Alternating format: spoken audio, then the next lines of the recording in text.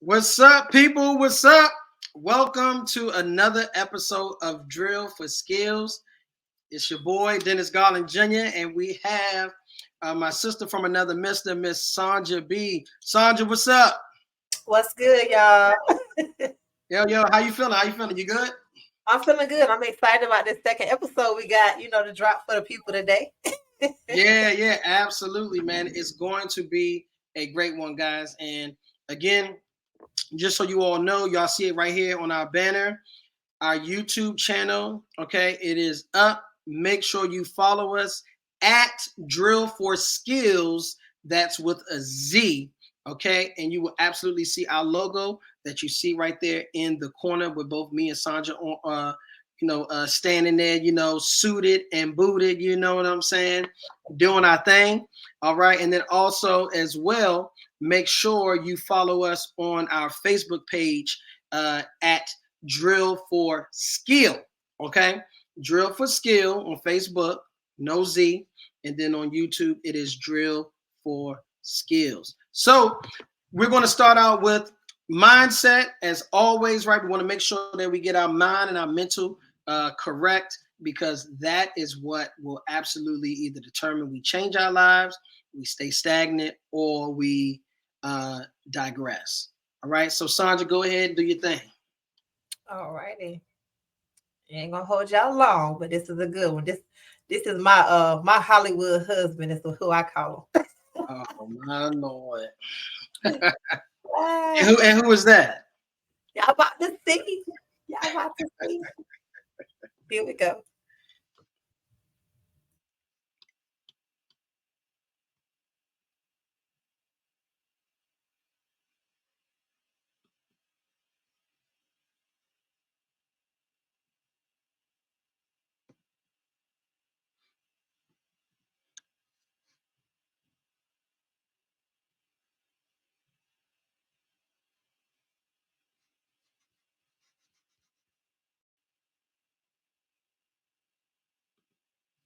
All right, guys, it's all good. We're having a little technical difficulty here. So once we get the sound going, okay, there you go. All right, run it back, sis, run it back. I think when I muted my mic, I'm sorry, it muted the sound. Yeah, once you share the video, it should automatically mute. Yeah. Okay, gotcha. Learned in my journey, most from experience, some of them I heard in passing, many of them I'm still practicing, but all of them I do believe are true.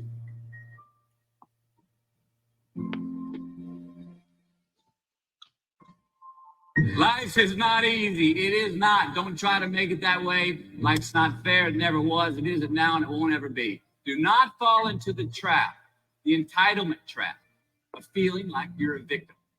You are not. Get over it and get on with it.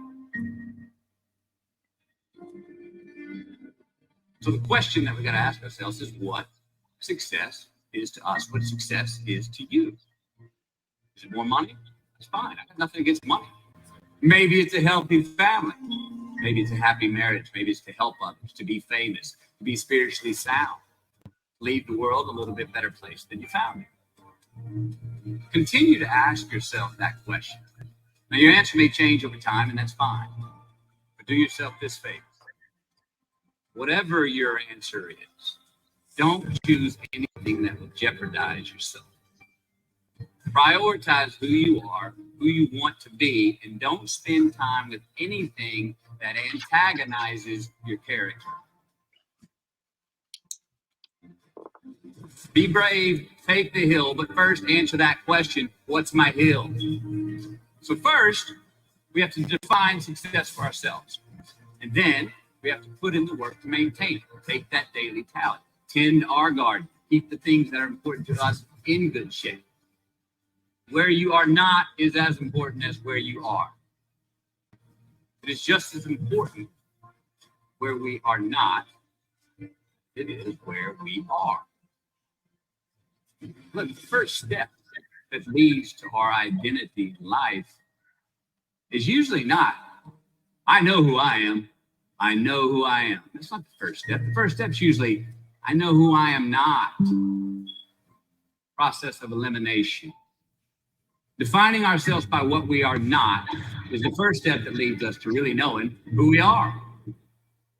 You know that group of friends that you hang out with that they really might not bring out the best in you? You know, they gossip too much or kind of shady. They really aren't going to be there for you in a pinch. Or how about that bar that we keep going to that we always seem to have the worst hangover from?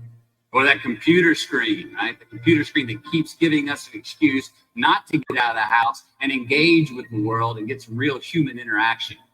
Or how about that food that we keep eating? Stuff that tastes so good going down, it makes us feel like crap the next week. We feel lethargic, we keep putting on weight. Well, those people, those places, those things, stop giving them your time and energy. Just don't go there. Put them down. And when you do this, when you do put them down, you quit going there, you quit giving them your time, you inadvertently find yourself spending more time and in more places that are healthy for you, that bring you more joy. Why? Because you just eliminated the who's, the where's, the what's, and the when's that were keeping you from your identity. But trust me, too many options, I promise that too many options will make a tyrant of us all.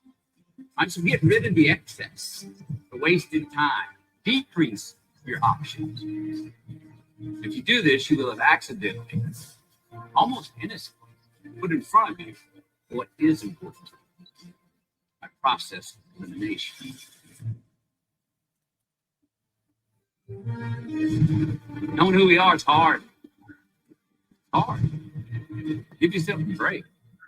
Eliminate who you are not first. You're going to find yourself where you need to be.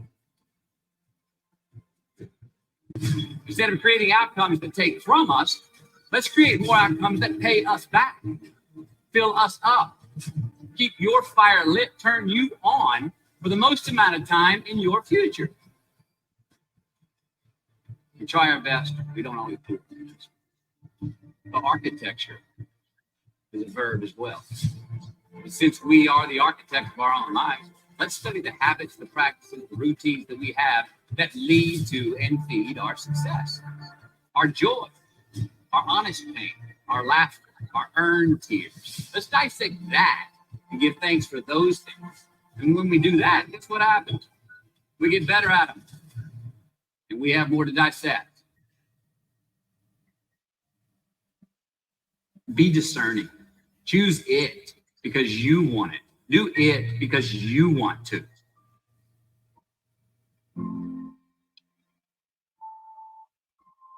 We're going to make mistakes. You got to own them.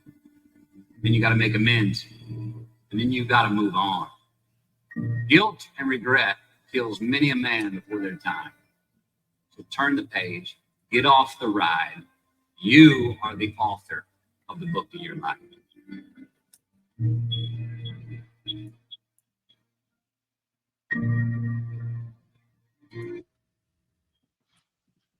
Ooh, so many nuggets.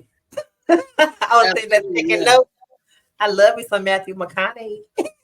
Okay, that's what you're talking about. Okay, got you. You know, hey, my wife loves him too, so hey, I get it. I totally get it. So yeah, so you know what? Just to kind of jump in here, I got quite a few notes from that, man. One of the things I definitely loved that he said was, first step is knowing what you are not.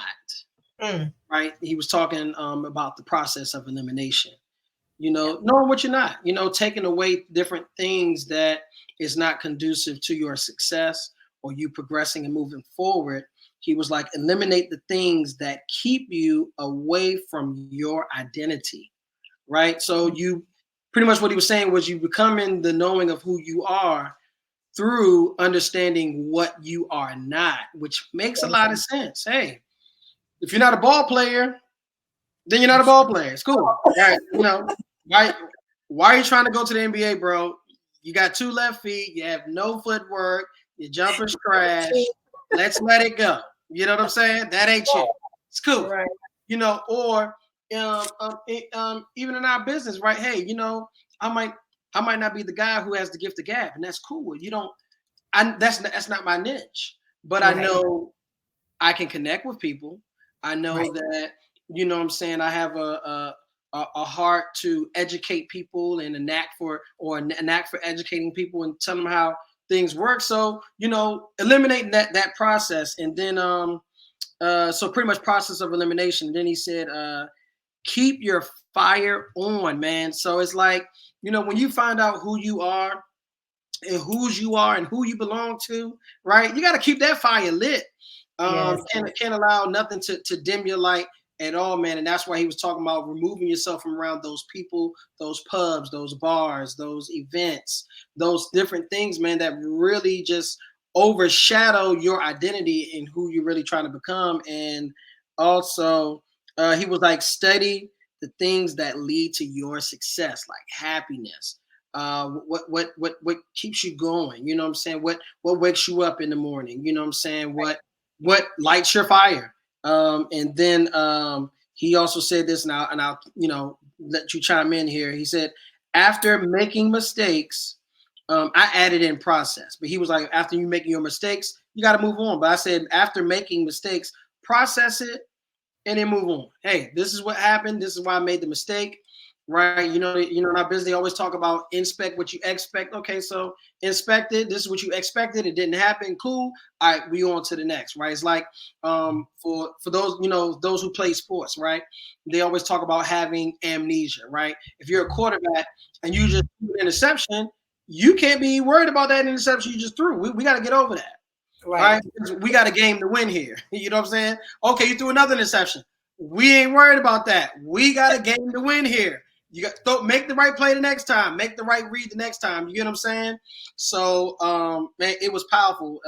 And I know. So I got one more down. He said, prioritize who you are and who you want to be. This is a great video, Sandra. I appreciate it, man. This is a really good video. He got some longer ones, of course. So I look for something short. That's just a snippet of one. You pretty much got all the notes I got. But I know in the beginning he was saying, just to point out some things that you didn't already hit. Don't fall into that sense of entitlement and playing the victim, because at the end of the day, your success is based on what you do, and knowing what success is to you. He didn't say this, but I saw this somewhere today, and it made me think. As they said, if you can see a clear path, then you're probably on someone else's.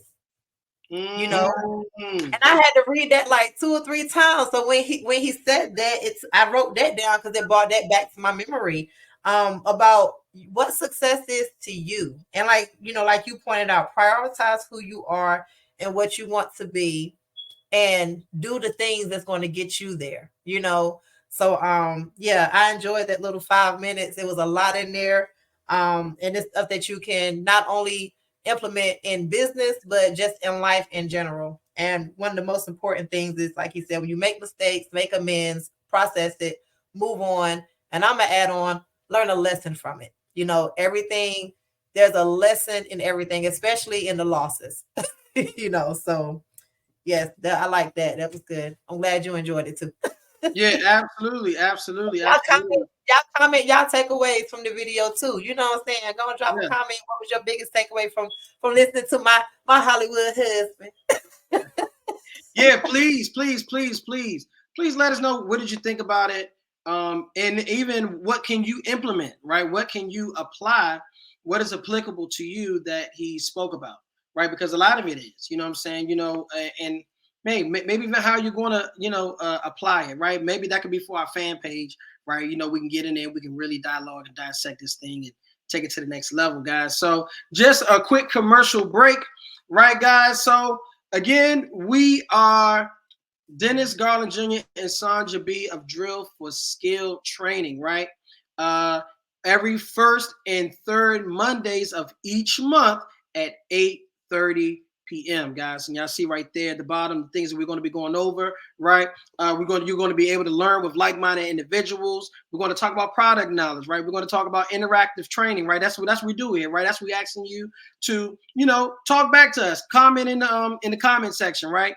Recruiting and prospecting tips, promoting marketing strategies, right? Telesales scripts, setting appointments, right? Also doing presentations and then mental training, guys. And again, right, if you want to follow Sandra on her social media handle, Sandra, what are those handles, right? How can they follow you?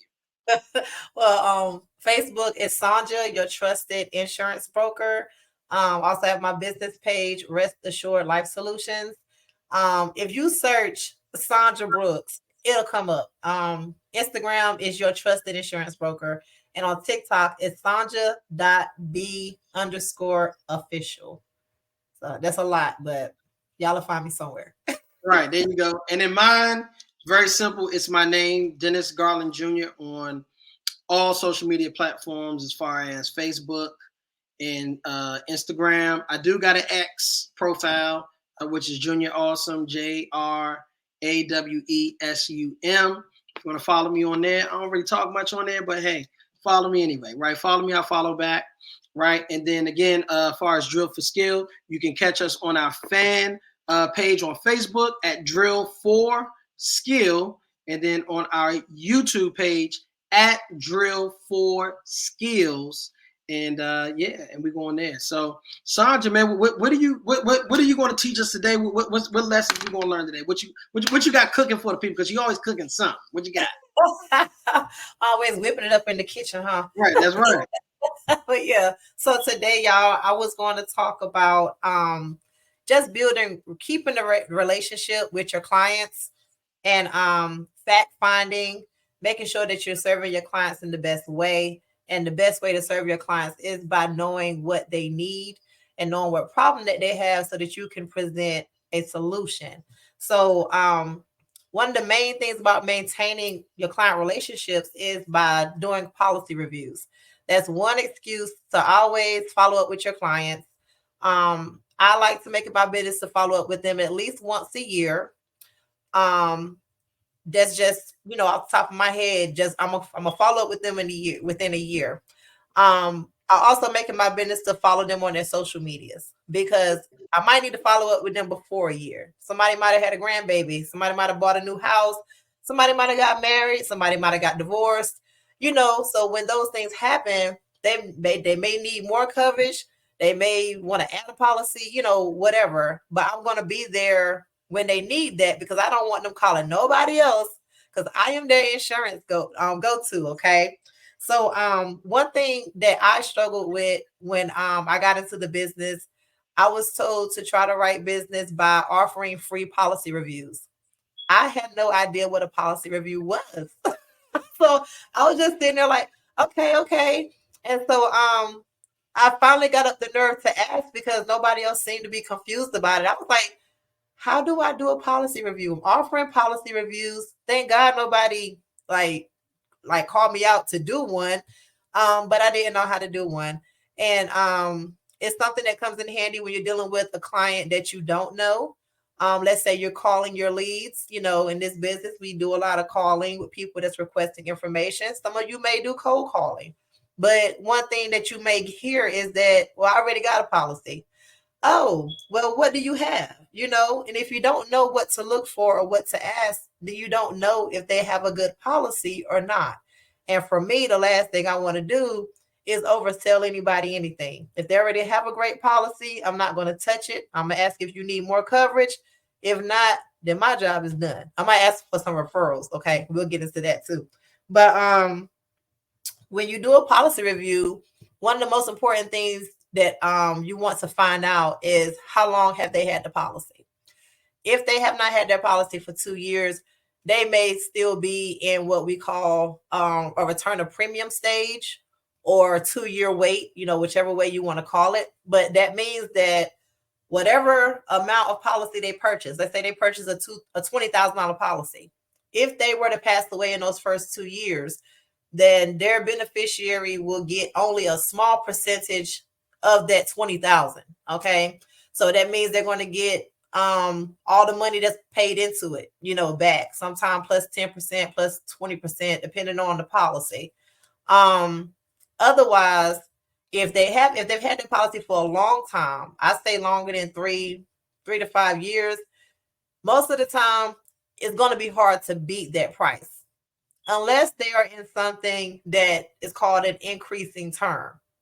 And I ain't gonna get into too much product, but these are just things to look for. You want to ask the client to pull out their policy, and if they look at their illustration, then you will see line by line if that premium goes up. And some people are in policies where every 5 years they have to pay more for the same amount of coverage, or they're paying the same amount, but if you look at the end of the illustration, the death benefit goes down. So you want to make sure that everything is level. What they're paying is the same, and what the payout is the same. That is a good whole life policy. So doing policy reviews, I have written a lot of policies just from letting them know what they do have is not good. Some people are stuck in accidental policies, which means it's only going to pay out if they die in accident. It's not going to pay out however they die. Those policies are pretty cheap, so a lot of people jump on them and they don't really understand the benefits or the lack thereof. Another thing I do, we're doing policy reviews, it's a lot of educating, letting them know how their policy works for them, what my policies can do for them, because a lot of policies that has been in place for a long time also don't have living benefits. So living benefits are those riders. When you're looking at illustrations, you want to look and see what riders are included. You want to see if they have chronic illness riders, terminal illness riders, accidental death riders. Those are just three main riders that most of the policies that I provide for my clients will include, or at least have the option to be added on. So within keeping that customer relationship is very important. Because like I said, when situations change, they may need to make changes to their policies. And I want them to always think of me when it comes down to that. And if someone is already fully covered or properly covered, then I'm going to ask them, well, hey, do you know somebody that might not be fully, be properly covered? Or if I just showed them that their policy wasn't what they thought it was, guess what? They probably told their friend to go get a policy like that too. So now you and your neighbor need me to rewrite their policy because you just found out yours was bad and she went with the same agent. Right, so absolutely. Don't be afraid to ask these questions to fact find and see where the problem is, because just because somebody has insurance don't mean that they're actually covered. Okay, so that's one thing that let me ask you a question here, right? So with the policy review, right? I guess obviously it was something you had to kind of learn how to do, or somebody taught you how to do it. Now you mentioned following your clients and kind of. Uh-oh. He'll be back, y'all. But yeah, like I said, it was something that I didn't know how to do. And once I asked how to do it, I was very surprised to know that it was so simple. Oh, he's back. Yeah, there we go. And look, sometimes technology be technology and whatever it is, thing, right? So the question is how often do you follow up with them, right? I know you mentioned if you're following their story, if they say have the baby, grandbaby, whatever, different life events. But what if you don't follow them? What if they don't have a social media handle? So how often do you follow up? Well, I do at least annually. You don't want to bug them. But when I write a person's policy, I'm going to have their address, and 9 times out of 10, I'm going to have their email address. So even if I'm not physically calling them, they're going to be getting emails from me monthly, quarterly, something like that. They're going to get a text message on their birthday. I might even send a birthday card, whatever whatever fits your budget or whatever floats your boat to do for your client. Those are excuses to thank them for their business. Their 1-year anniversary. Hey, congratulations. This is your life insurance anniversary. Another year that you're covered, another year of life. People are dying, Yeah. So yeah, I say at least annually. If you have like a regular like final expense policy or term, if you have something more like something that's building cash intentionally, like for retirement plan, like an index universal life or cash value life insurance policy, probably want to follow up with them maybe every 6 months, just to make sure that everything's being funded correctly. If they want to put more money in, to make sure that they're on track to whatever their financial goals were at the time that y'all set that appointment or got the policy started. That's really good that you say that. So, what are the things that you're kind of looking for with the policy reviews? Whether it be somebody you're just meeting for the first time and a client that you already have. Is there any differences there? What are they, and are you looking for the same thing with both of them? Well, if I don't know you, I have no idea what you have. So I'm going to have to ask more questions.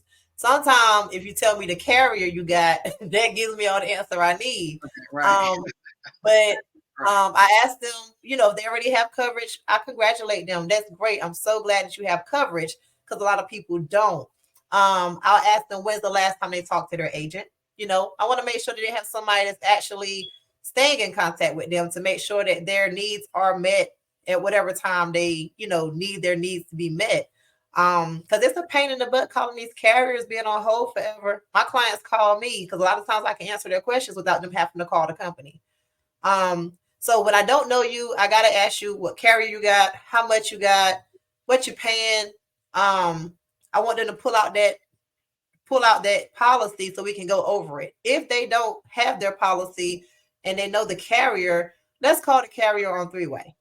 I would love for you to take my word for it, but it's even better if you hear it from the horse's mouth. So you ask to see an actual physical policy versus just asking, arbitrary questions. Hey, look, how does this work? What do you have? Do you know about this? And now, why do you ask for the policy though? And it may sound stupid that I just asked that question, but why are you trying to get a physical copy? Because a lot of people may tell you what they have off of what they think they have, or even what the agent told them they have. I mean, you know what I'm saying? All agents don't tell the truth, or they sugarcoat the truth. Like they'll tell you have a whole life policy, but it could be an accidental. But because you don't know any better, you didn't ask the agent, well, does this pay out any way that I die? And that's one thing I tell my clients. I'm like, if you don't know what you have, these are questions that you should ask, because if you don't ask specifics, some of these agents will sell you whatever they want to sell you just to get a sale. So again, the policy is proof if they have the policy. If not, let's call the carrier, because I'm not the carrier. I'm going to let your company tell you what you got. That makes a lot of sense because you're right. It's countless times I've ran and talked to people, and they thought they had 50, 60, 100, $500,000 for like $20. Man. And they're senior citizens. They're over 55. And I'm like, that's not even myself. That's not really even me. I'm still considered a spring chicken according to them. And I'm like, right. hey, man, not even my policy is cheap. $20 for $500,000. Like, so not even on a term, right? Like not even on a term. I mean, my Lord, my goodness. You're right, man. So many people have products and policies that are not properly fit for them. So I guess that's something else that you're looking for, right? So you're pretty much doing a policy review to make sure that the plan that they currently have fits pretty much like. Got you. If I didn't write it at first, another thing I asked them is, well, why did you go with that policy? Was this the amount that you wanted, or was this the amount that you could afford? And if most of the time they'll say, well, this is what I could afford. Well, if you had it for a while, did you want to get some more coverage? Has anything changed with your income? Because some people don't know that they can't add on, so it's all about offering options and educating the clients, because they don't know. They didn't go get their life insurance license. They only know what they see on TV, and they know what people tell them. And a lot of people out here listening to their friends that aren't life insurance agents. Right. Hey, girl, talking about girl, I got this. Oh, bro, you don't need that. This is what I got. Everybody's situation is not it's not cookie cutter. It's not like a bunch of, it's not like a new development you walk into and pretty much all the houses look the same. Hey, it's 3 houses you can choose from: a brown one, a blue one, or a dark or bluish gray one, and you see a mix of them around, but all the bluish gray ones look alike. All the brown ones look alike. Nah, it's not cookie cutter like that. And you got to understand that your situation is not the same as your friend or your brother or your mom or whomever else. You know what I mean? And somebody like Sandra coming around, who is an excellent agent, who's going to give you the education, who's going to looking to serve you and your family properly, does not happen with a lot of agents. A lot of these people just out here just try to just make a buck. But a lot of the information that you have given is very vital. And there was one thing I wanted to ask you. Now, why do you? So do you? Obviously, you're educating and you're finding out what they got, so you can tell them, exactly what it is that they need for their situation. But as far as doing the policy reviews, right? Do you? Dang, I just forgot my question that quick. I had it just right there. I should have just asked right in there. But so you basically, do you ask a lot of questions up front, or do you do a lot of educating? You ask them one question, they give you a thing, and then you just going straight into educating. Like, what are you doing? Is it more questions to find the answers, or is it a lot of education just to give them just try to make yourself look more credible? What is your approach? And I start with asking questions, and depending on how they answer, I'll go right into educating. But some people, they know what they got. Now, if I'm doing a policy review on somebody I wrote, they better know what they got, or somebody to chew them out. Like, we done had this conversation, Miss Jones, Right, exactly. But if I ask somebody how much coverage they got, and they're like, I don't know. Most people don't know. And so that's the red flag. And so then my next question is always going to be, well, when's the last time you heard from your agent? So I'm gonna ask about 3 questions, and if they're still on the phone with me and they ain't hung up, then I'm gonna say, well, let's do a policy review. Let's call the company, or do you know if your plan do XYZ? Do you know if you have living benefits? Because you want them to want to know about their policy. I have to let them know that not knowing about your policy is a problem. Because if you don't know, then you think your beneficiary knows? Because if you don't know where it's at, do your beneficiary know where it's at? Like, there's no signal that goes out to the company when you die and they automatically know to send some money. There's a process to that, which is why I call the beneficiaries. When I write your policy, you give me the beneficiary's name and phone number. I'm going to call them and let them know. Not that they're going to get the money, but hey, you're the contact person when your mother die or your wife die, and when she passes away, you need to call me or call this carrier so that you can, so that things could be handled.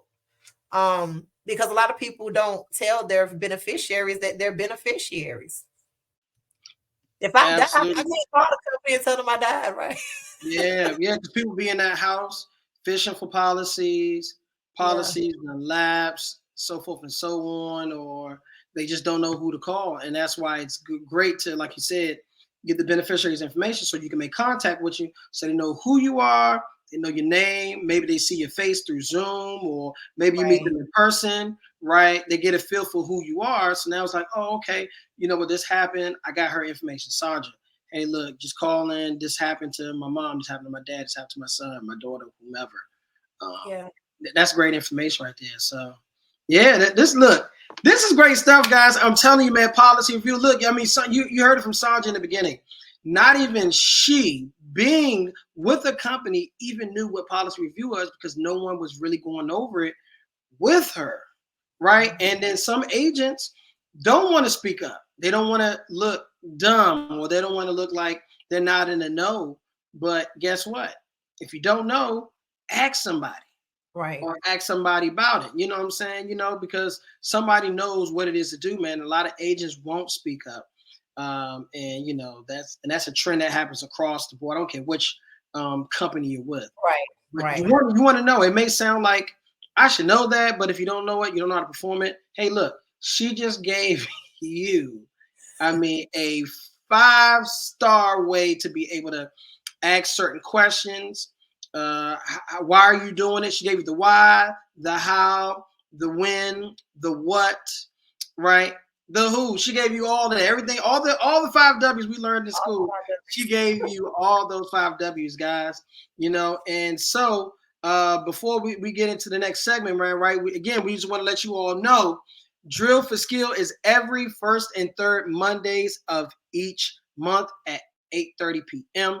As you just heard, Sandra, man, just breaking it down, different things, different aspects, as y'all see right there on the flyer. Please make sure you follow us on YouTube at Drill for Skills. Make sure there's a 4 in between drill and skills with a Z. And then on Facebook, just drill the number 4 for skill. All right, guys. So now, I'm gonna talk to you all about how you should build your business, right? When you're building and you're recruiting and things of that nature, right? One of the things that I was taught in this business, and this is continue to be taught across the board, is you have to build wide and explode deep. All right. Pause for my people out there, who's but y'all get that going home, right? But anyway, build wide and dig deep. That's exactly what you want to do, right? So what does building wide look like? Building wide is profitability, right? Because in our business, right, when you're bringing agents into your agency, right, you're helping them get licensed, things of that nature. What happens is as they do business, you get what's called an override, right? So you make money every time that they do a policy, they help a family, they serve a family, they get paid, and then you get a little percentage from their work. Now, your override does not interfere with what the company is paying them for helping that family. Okay? So let's just establish that for anybody who's new, maybe not understand, okay, what's override? How does that work?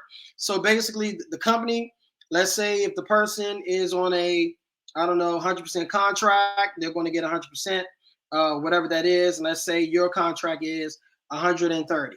Okay, cool. So that is a 30% spread that you're going to get on their business every single time that they help a family. So think about that, guys. If you was going to get 30% each and every time one of your agents, one of your teammates, right? Let's change the language instead of just being my agent, right? Because I don't like saying that. Your teammate, your business partner, every time your business partner helps somebody, you're going to make 30%. How many business partners would you want? So this is the spreading wide theory, right? This is spreading wide, right? This is you pretty much recruiting people directly to you, right? So building wide is profitability, right? But when you dig deep, meaning when I recruit Sandra, I help Sandra recruit her sister. I help her sister recruit her college classmate. I help her college classmate recruit her coworker. I help her coworker recruit her brother. I help her brother recruit his wife. I help his wife recruit her siblings. You get what I'm saying? Like I'm digging deep down Sandra's line. You get what I'm saying? So that's digging deep, right? That's what they call tap rooting, right? I recruited Sandra, went to her sister to a classmate, so forth and so on, right? When you dig deep, that is called security. How many people like to be secured, right? I want you to type in that chat, security, right? I want you to type build wide equals profitability, exploding deep or deep recruiting, tap rooting equals security. Why is it security? Because now if I help Sandra put 10 people on her team right up underneath her, one after one after one after one after one, guess what?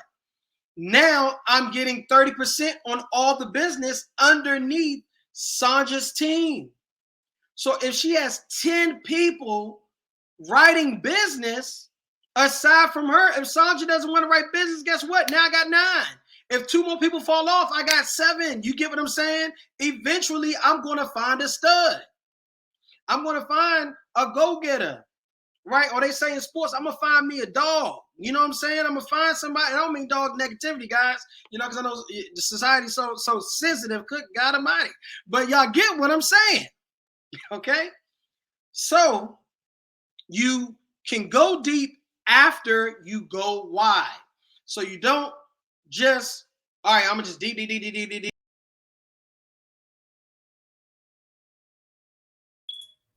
Oh, well, he'll be back, y'all. Oh man, technology is acting up today. Back. I'm not sure exactly what here, but maybe the Lord said, hey, Dennis, you got to hurry up and talk. All right, so no problem. So here we go. You can control the planter, but you cannot control the plant. Who's the planter? The planter is me. The planter is you, right? But you cannot control the plant, meaning you cannot control the recruit.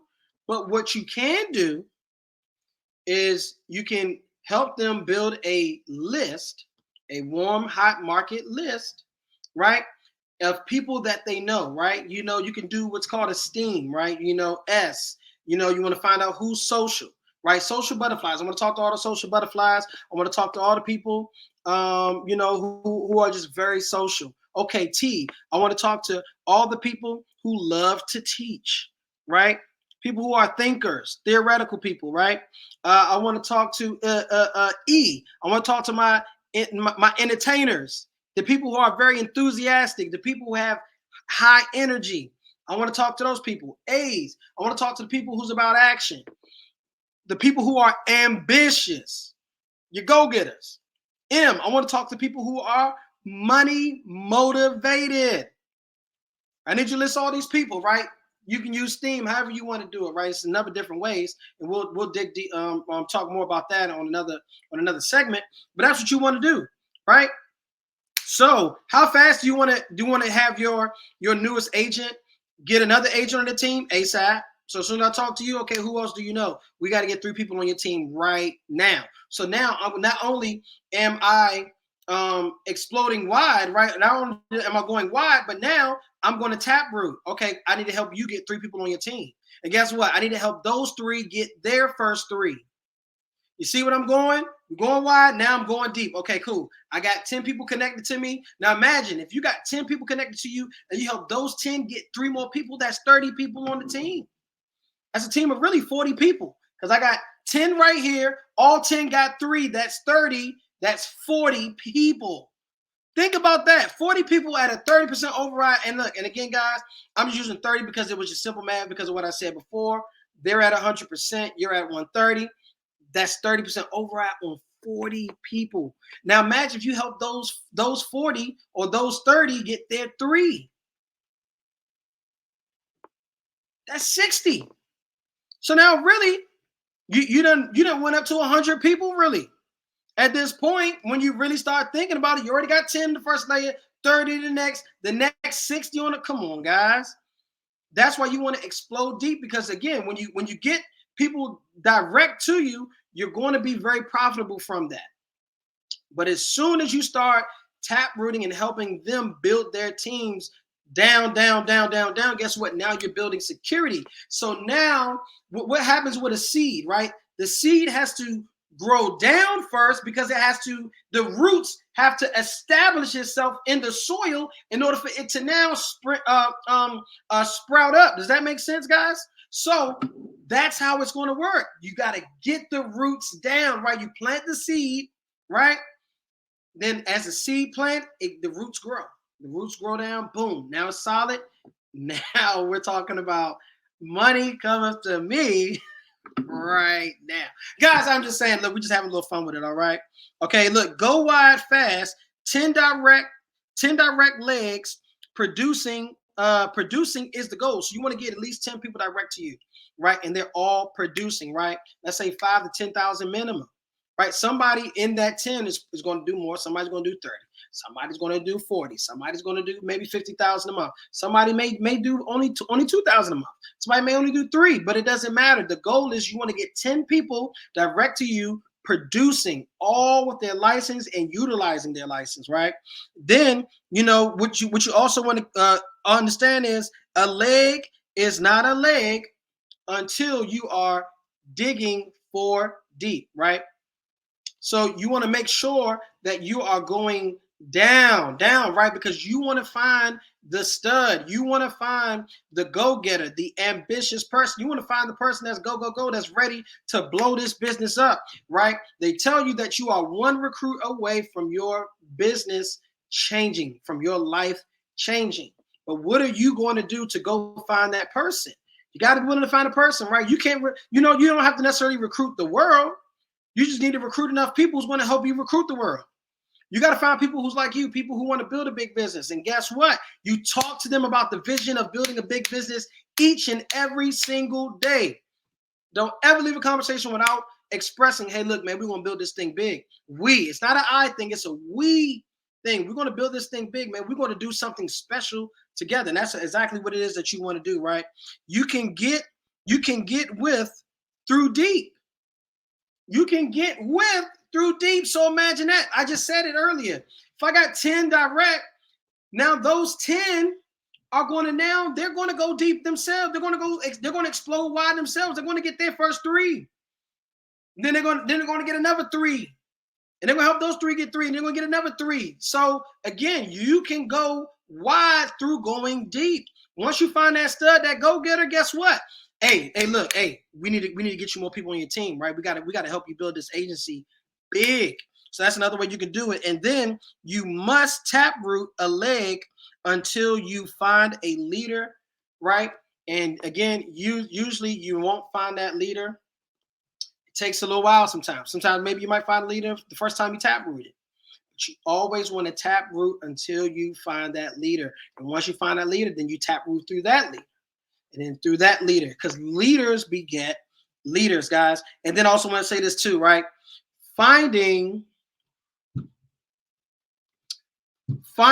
filters of finding a good recruit, right? So we're going to roll through this, right? This is how you know you have a good recruit, right? What they do is they stay after big meetings. They stay after the meetings. Why do they stay after the meetings? Because they want to network. They have questions. They need answers, right? They want to grow their business, right? They're not just jetting out the door as soon as the meeting is over. Nah, you know a good recruit because they are sticking around for the information because they want to grow and get better, right? They go to the meeting after the meeting. So when it's all said and done and people say, hey, man, we're going to go over and get some wings, man. Grab some food real quick, right? You know what I mean? You trying to go? Yeah, absolutely, right? Because that's where you really get the nuggets. That's where people really start pouring into you, and so that's what you want to do, right? You want to find people who really want to stick around and learn more, right? They want to learn more, right? They have a good list of at least 50 people to call. So when you sit down with them and you're doing the warm market, like I told you, either through Steam or maybe through, family, 1 square, friends, 1 square, co-workers in 1 square, and then organizations, wherever they're a part of, in another square, and they get 50 people out of that, that at 50 at minimum lets you know that they're very serious about building this business. Right. Not only that, they have credibility, they have relationships. And that's another thing as well, too. They become a client. If your recruit is not a client, hey, I don't know what to tell them. How do you talk about something that you don't have? I had somebody that I was training, and the person was like, okay, well, so what do you got? And I had my poker face on. I was like, okay, cool. I want to see how they was going to react. And they studied. As soon as they studied, boom, it was over. It was like, oh, man, you even got your own product? Wow. They started reaming them. It's like, man, after the work, after the appointment, I told him, I said, look, man, you got to become a client of your own product, the things that you're pushing, right? Because the best way to know something is to actually have something, right? They schedule a follow-up immediately. Schedule follow-ups immediately, right? So after we do our appointments, okay, they're immediately talking about, okay, hey, hey, I want to talk more about the appointment we was on. Why did you say this? Why did you say that? You know, what was the process in this? Those are the things that you want to look for, right? While you're on training appointments, they're taking notes, right? They should also have about 10 questions to ask you. Once we finish the training, there should be at minimum 10 questions that you should ask me about that appointment, because every appointment is not going to be the same. Like we talked before on Sandra's segment, it's not cookie cutter. Every person is going to be different. Therefore, you should be having different answers. I probably overcame a few different objections, so we should be talking about these different things, right? They attend all the meetings. Now, we don't press people out to attend the meetings and so forth and so on, and we're not asking you to become a professional meeting attender. But what we are saying is the meetings that count, the meetings that you should show up to, you show up to. I don't have to press you out about it. Now, there are things that you may not make because of scheduling, and I get that. But a good recruit shows up no matter what. You don't have to tell them anything, right? And again, you know, that's one of the best parts about it. And then I'll also say this, guys, determines immediate goals and they set their schedule. Right now, of course, when you come into the business, you don't know everything off the break, right? You just don't know how everything works. But once you become in the know, and once we start teaching you, right? So a good trainer is somebody who's going to walk you through that process. This is kind of where you should be from our training, right? These are how many appointments I'm expecting. So the trainer should have expectations up front. So that way now the trainee now knows, okay, these are the expectations. Okay, this is what I should be doing. Okay, according to my schedule, he or she is.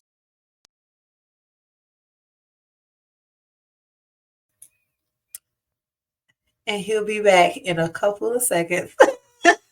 He was getting good too. I was there taking notes.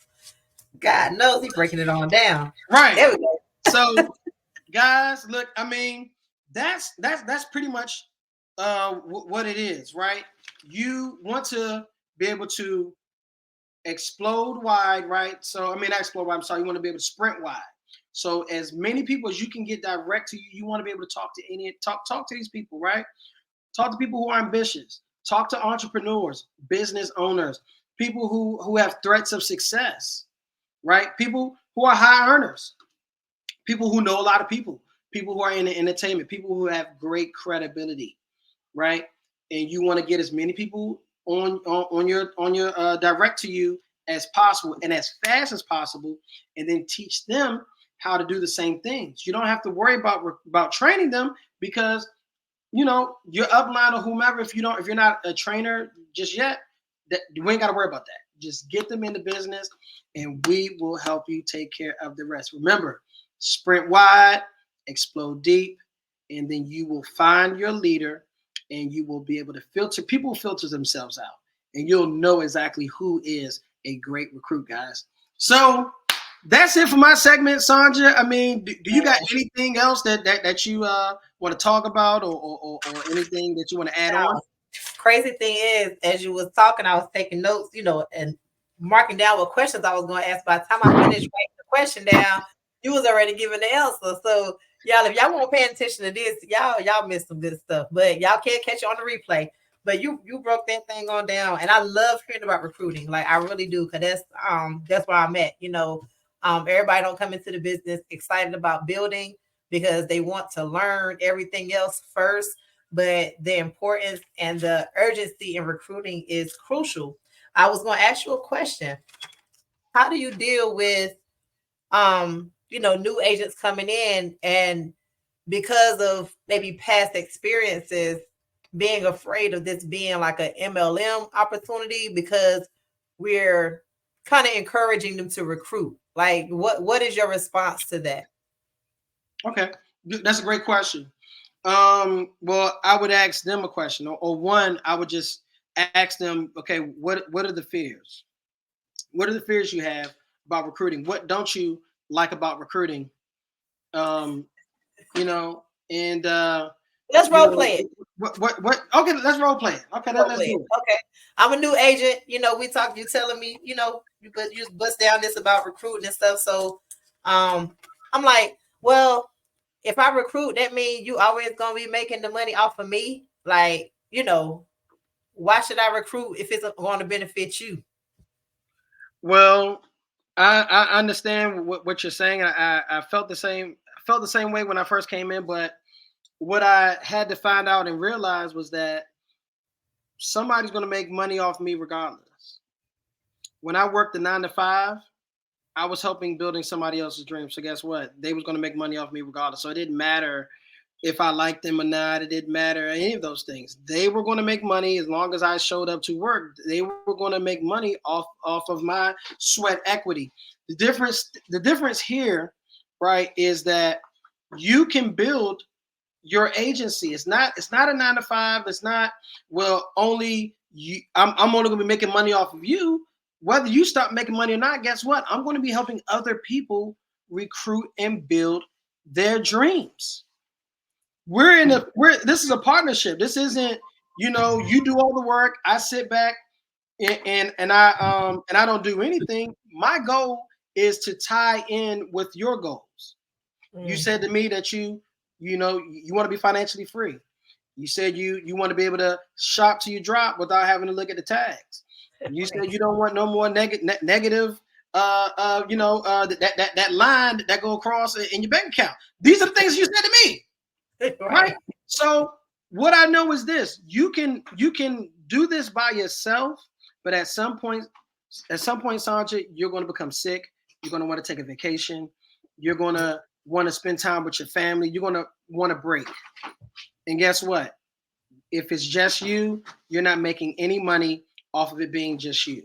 But if you allow me to help and show you how to recruit and how to build a team, how to scale your business, guess what? It don't matter if you're sick. It don't matter if you want to take a vacation. It don't matter if you're hanging with the family or hanging with Mr. Cooper. Guess what? You're going to make money no matter no matter if you're doing business or not. Does that make sense? That does make sense. And that's what I wanted to get out of what you were saying, because we are not just agents. We are actually businesses. And old McDonald's opened up without putting some employees in that mug, right? And the building ain't gonna run itself. So as business owners, which is what we are, we use terms over here as like partnerships and opportunities, right? Because we're not hiring people. You ain't working for us. Right. We're just here to show you the way. And if you want to do it, you do. If not, I guess you just be working for the rest of your life. and that's a great point. We are independent brokers. Right. Whether you're an agency of one or agency of many, you are an agency owner. It's just up to you now. Do you want to actually build a business? Because everybody who we look at, the rich and the famous or whatever the case, I don't want to say necessarily the famous, but the people who we look at, these stores that we patronize, these restaurants, guess what? The CEO, the owner, they're living great because they have people working for them. They have a team. And I don't want to say that you're working for me, because you're not working for me. You're working for your dreams, but they have a team. In order to make money, you gotta be able to utilize other people's hours. If I do 40 hours, let's say I do 80 hours a week, okay, but let's just say I do 40, but if I get 10 people to do 40 hours a week, that's 400 hours I have in my business. Come on, Sandra. I mean, look, do you want 400 hours? Come on, right, let's go. So look, don't worry about it, right? Again, and if you're worried about whether can you pass me or not, you absolutely can. If you're working harder than me, you build a bigger team than me, then guess what? There's nothing that stops you from ascending to the heights and to the levels that you want to ascend. Just because I'm the one that brought you in does not mean that I'm the one that holds you back. You are the control. You are the, the master of your destiny. And as Andre 3000 puts it, the ball is in your court. Play with your own score sheet. That's what's up. Yeah. I'm so thankful for this opportunity. Like I really am. And best opportunity, I'm telling you, man. That just re-sparks the fire, man. Like, Yeah. I'm ready to log off and go recruit somebody. Hey, look, and you're building good too, and I love it, man. I see what you're doing, how you work with your new recruits and everything like that, man. I mean, it is amazing because again, you're a wealth of knowledge, a wealth of information, and that's what a lot of you guys out here are missing. You're missing good mentorship, you're missing good coaching, you're missing good training, you're missing people that's actually going to take our time to help you, right? We're not going to babysit you, right? Because you're not a baby. Okay, I already got babies in here. I mean, they're not babies, but I already got my own babies. So we're not here to babysit you, right? All we owe you is exposure and an opportunity. Those are those are two things that we owe you. We're going to give you the opportunity, and we're going to expose you to everything that this opportunity can offer you. Right. So, yeah. But that was good, Dennis. That was good. And I witnessed you right before we was getting ready to record. When your agent called you for help, and you was like, "Hold up, I gotta get this." Yeah. Because y'all are important, and not his agents, but one of his partners. My bad. But it makes us feel good when they call us. Because that means they trust us. They know we're gonna be there for them. And it's just about showing up for your people, man, because we're all in this together. So you jump right in, and you helped out. There were some answers. Hey, he was talking. You was like, all right, look, this how this work. Boom, boom, boom. And see, that's the power of connection. That is the power of being in the right circles with people. Because again, hey, not that I didn't necessarily have the answers, but she answered it right away. Boom. Oh, you know what? Actually, it does work like this. Oh, okay, cool. All right. Hey, I just did this Friday. Boom. So look, guess what? You may not have all the answers. Your answers might not be right all the time, but if you are in the right connection, they don't mind helping your teammates, right? Because we're all in this thing together, guys. So look, I don't know what team you on, but look, if you ain't on Sandra or Dennis' team, I don't know what to tell you. You might be on the wrong team, man. You're right on the wrong team, man. Playing for the Cowboys. Right. Exactly. Y'all got to get with us, y'all. So look, man, that's it for Drill for Skill, man. I am Dennis Garland Jr. And I'm Sandra B. Yep. And we saying peace.